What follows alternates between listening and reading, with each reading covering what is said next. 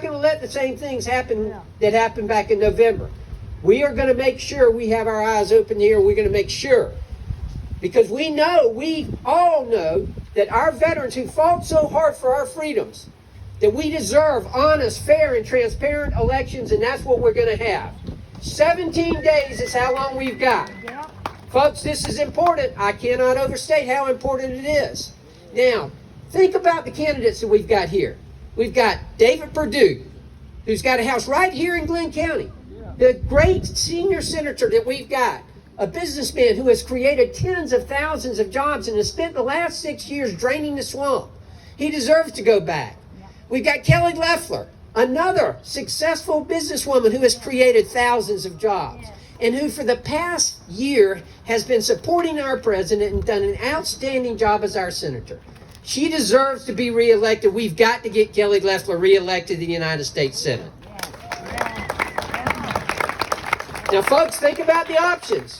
Byron mentioned Dr. Warnock, Raphael Warnock, the liberals of the liberals. Let me tell you, here's somebody who has called our policemen and our public servants thugs, bullies. There's no place for somebody like that in Washington, D.C. Think about John Ossoff. He is a trust fund socialist. Never really had a job, and the only job he ever got was through his family's money, and that's fine. Nothing wrong with that. I wish I had gotten it that way, but anyway, nothing wrong with that. But he's doing business with the Chinese. Folks, the greatest challenge our country's got is China right now. We cannot have our elected officials doing business with China. That is just not the way we've got to be. Now, folks, just two more things. First of all, before you leave today, make sure you take your signs with you. We've got to get the message out. Now, I'm confident all of you are going to vote. But just like Byron suggested, you've got to get on the phone. You've got to call your neighbors, your friends. Get them out to vote. It's all about the votes at this point. Secondly, there are some important questions we need to be asking here. Now, you know, they've got this idea now, these socialists and these liberals have got this idea of how offensive it is with some of these sports teams. Now, I don't know about you, but I've been a lifelong Atlanta Braves fan. I'm not interested in changing the name of the Atlanta Braves. Neither is Senator Loeffler, neither is Senator Perdue. But what about John Ossoff? What about Raphael Warnock? We need to be asking them that question. I'm asking you, Mr. Warnock. I'm asking you, Mr. Ossoff. What do you think about that? We deserve to know something like that. And folks, that's what you're going to be getting, because Georgia is the last line of defense. We have in 17 days the most important election ever in this state. And that is our way of showing this country that socialism does not run through the state of Georgia. It does not. We're not going to let it happen. Folks, this is important. We are honored today to have Kelly Loeffler with us.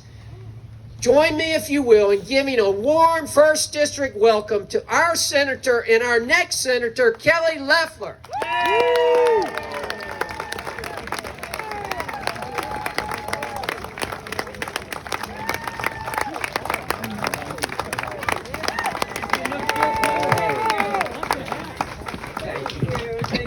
Oh my gosh, love being in the 1st District. Good morning, Glenn County. How's everyone? Okay, I got a question for you. I was talking to the president yesterday, and I told him, I said, Mr. President, we're going to show you that Georgia is a red state. He asked us to do that. Are you ready to show the president that Georgia's a red state? Thank you. I know we're going to get it done. Hey, it's on every one of us. This is the beauty of this moment. We're all in this together. We're all on the same team. We're on the playing field. We're going to leave it all on the field. We got 17 days to go. We're going to get it done. But Georgia is the battleground for the entire country. And I talk to folks across the country every single day. And they say, Kelly, promise me Georgia is going to get this done for us. And I say, we have great patriots in Georgia. They're going to get it done for us. So let's make sure we finish strong. And one of the things that the president said when he came to Georgia just a week ago, he said, you have to get out and vote. You have to do it. Exercise your right to vote. Because we know what happens if we don't vote. We will lose. Not just lose, we will lose the country. That's what's at stake here. And I know that that's why you're here. You know that. You know what's at stake. And you heard Chuck Schumer say he's going to take Georgia and then change America. And he didn't just say that because he thinks he's going to control the Senate. He wants to change America, and he said, we're going to change the world too.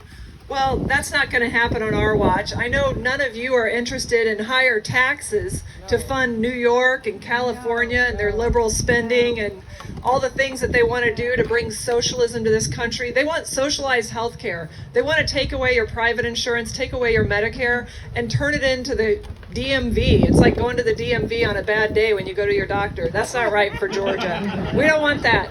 We don't want that.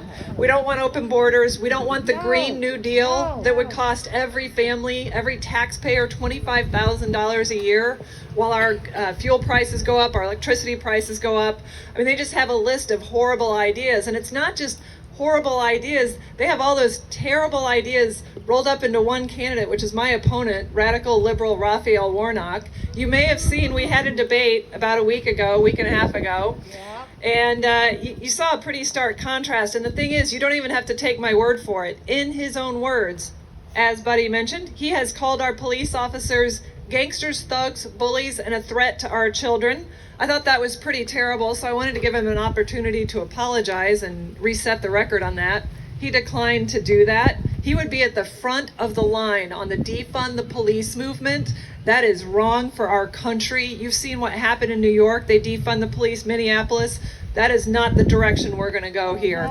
But he went a step further, and he said that you cannot serve God and serve in the military. Now, I know we've got a lot of great veterans here because I heard the great round of applause.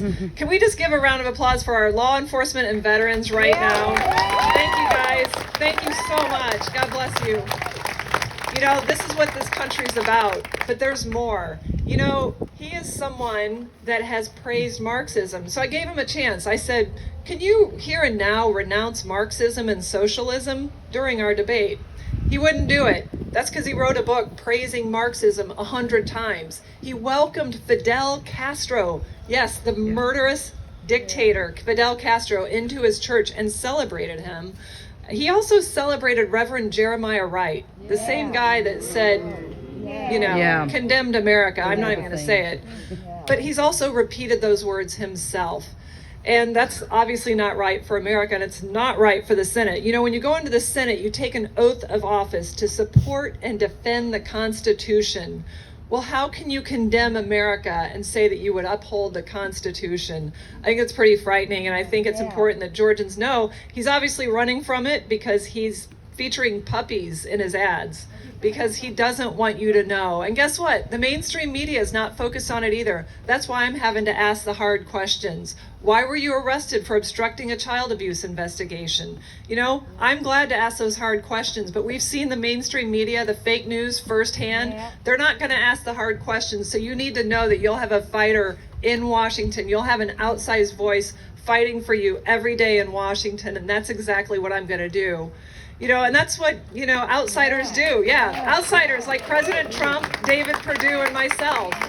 We had a calling to Washington because we've lived the American dream. We've created jobs. We know what it takes to create jobs. And we've seen what happens when you send an outsider to Washington. Look what the president has done with our country, created the strongest economy we've ever seen, rebuilt our military, built the wall. He put us on the fast track to getting this vaccine so we get past this virus and start rebuilding the economy. That's what happens when you put outsiders in Washington. And my commitment to you is that I will take Georgia to Washington, but I'm not going to bring Washington to Georgia because you don't want that in your lives. Trust me, we don't want it. And by the way, I work for you. I'm very clear on that. I work for you. I'm held accountable for my results. That's what we did in the private sector. You know, you show up at work and you do your job.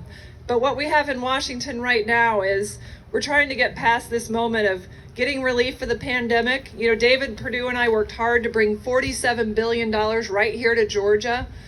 President Trump fast-tracked all that relief, so it landed here in Georgia. We delivered $15 billion to small businesses, saved 1.5 million jobs. Now Nancy Pelosi has held up that relief month after month after month because we need more for small businesses. We need more for hospitals and schools. Our kids should not be locked out of schools. We need to get them back. That's right. I mean, the teachers' unions want to keep our kids locked down. That's wrong. We need school choice. We need to make sure that kids are not being radicalized in school. The parents need to make those decisions for their kids. We're going to keep fighting for that, school choice. We need better health care. Obamacare has failed. 130,000 Georgians have lost their health care because they can't afford it. We need to make sure that we're not turning into government-run healthcare. That didn't work. What we need to do is get back to solutions that are found in the private sector, affordable, cover pre-existing conditions, and they're accessible. We need to protect our right to good health care, but we don't need government health care. We also need to fight for conservative values. Every day in Washington, that's under attack. I see it every day. Look, you know what they want to do? They want to take away our guns. First of all, they want to tax them. They want to put you on a list, and then they want to confiscate our guns. The next thing they want to do is have taxpayer-funded abortions. That's not right. They want this radical abortion on demand agenda. We're fighting back against that every day. We're also, yes, very important to fight for the unborn every day. But you also see what's happening. They're canceling conservative voices. It's not just the mainstream media, it's big tech, and we have to hold them accountable. I've introduced legislation to do that, and I'm going to keep speaking out against the cancel culture because that's not right for America. This is a free country. That's right. You know, and that's why President Trump is focused on Georgia, because he knows it's not just about what we've achieved so far. We've achieved a lot. But we have a lot more to do, and we have to continue to put America first. You've heard the Democrats. They said they don't believe we need to say America first. Well, if not America, what country are they suggesting we put first? China? I mean, we're not going to stand for that. We are going to always put America first. I'm going to continue to fight for that. That's right. It's the best country in the world.